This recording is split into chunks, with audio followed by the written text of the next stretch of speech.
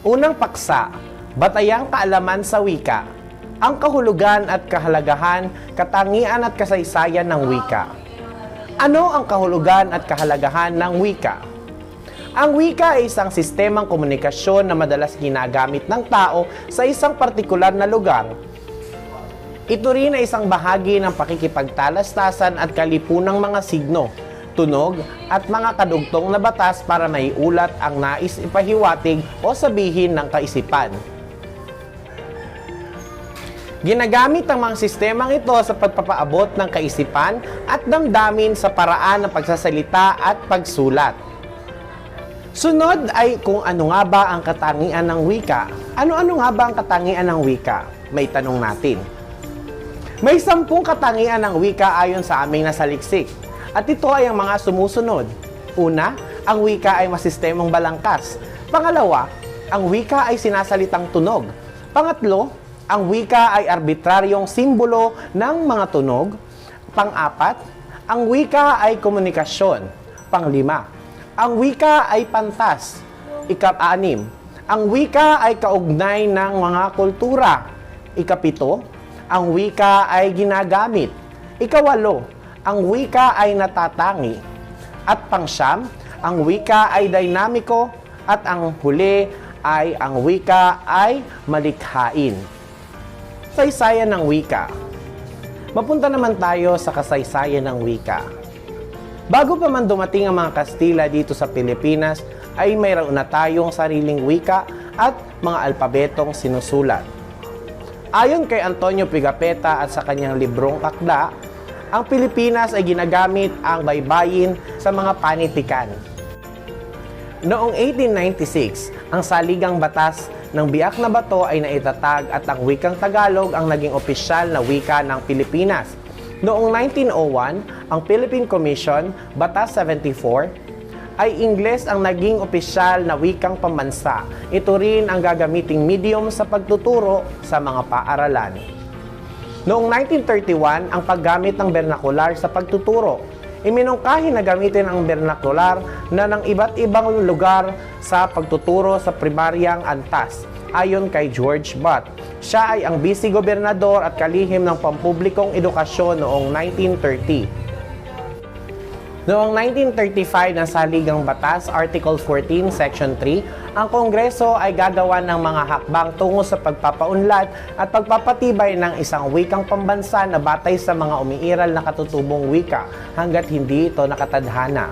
Noong 1936, ang Batas Commonwealth 187, surian ng wika na naatasan na pumili ng isang katutubong wika na magiging batayan ng wikang pambansa. Noong 1937, ang katusang tagapagpaganap bilang 134, ang kautusan ni Pangulong Quezon na ang wikang pambansa ay ibabatay sa Tagalog. Habang noong 1940, ang Batas Commonwealth bilang 570 ay nalagdaan at ayon dito, simula sa ika-4 ng Hulyo 1946, ang Tagalog ang magiging opisyal na wikang pambansa. Noong 1954, ang Linggo ng Wika, ibinutos ni Pangulong Magsaysay ang taunang pagdiriwang ng Linggo ng Wikang Pambansa. Noong 1959, Pilipino ang wikang pambansa. Tinawag na Pilipino ang wikang pambansa na nilagdaan ng katutubo bilang ika-7. Noong 1973, Pilipino, medium sa pagtuturo. Revolusyong nagsasaad na gamitin ang medium sa pagtuturo sa lahat ng paaralan ang wikang Filipino. Habang noong 1987 o 1987 Constitution, panahon ng Pangulong Corazon Aquino, ang wikang pambansa natin ay Filipino. Ngayon naman, tatalakayin natin ang mga wika at lingwaheng ginamit ng ating mga ninuno na patuloy pa rin gagamitin ngayon at sa mga sumusunod pang henerasyon. Ang mga wika sa Pilipinas. Ang ating bansang Pilipinas ay mayroong mahigit kumulang na 7,000 kapuluan na naglalarawan sa pagkakaroon ng pagkakaiba-iba ng wikang ginagamit. Higit 400 iba't ibang dialekto ang nagagamit sa bawat pulo na lalong nagpapagulo sa pakikipagtalastasan, pakikipag-ugnayan, at pakikipagkomunikasyon. Kaya, kinakailangan ng isang wikang magbibigay kulay sa pakikipagtalastasan upang maiwasan ang di pagkakunawaan. Dahil dito, nagkaroon ng pangunahing wika ang bansang Pilipinas. Gabay para sa kaunlaran ng bawat lingwaheng gagamitin at daloy ng wikang ginagamit. Ito ay ang mga Tagalog, Cebuano, Hiligaynon, Waray-Waray, Bicolano, Ilocano, Kapampangan, Pangasinense, Maranao, Tausug, at Maguindanao. Pumunta naman tayo sa pangalawang tanong. Gaano nga ba kahalaga ang mga wika sa Pilipinas?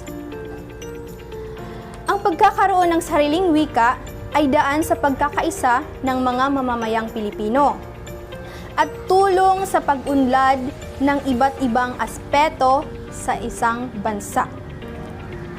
Sumisimbolo rin ito sa ating kultura. Sumisimbolo sa kultura nating mga Pilipino kung sino at ano tayo. Dahil din rito, natutukoy kung saan tayo nanggaling.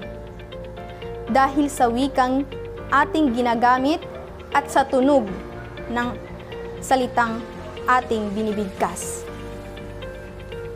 Isang mahalagang kasangkapan ang pagkakaroon ng isang wika. Dahil sa ginagamit ito upang maiparating ang mga nasa loob, mga ideya at damdamin ng isang tao. Ang mga wika ay hindi lamang kumakatawan sa isang tao. Ito hindi lamang isang sasakyan para sa pagpapahayag ng mga sariling saloobin, opinyon, mga personal na obserbasyon, at halaga ng kanyang mga katangian. Bagkos ay isang sisidlan na siyang nagpapahayag ng mga aspeto ng isang komunidad o isang bansa.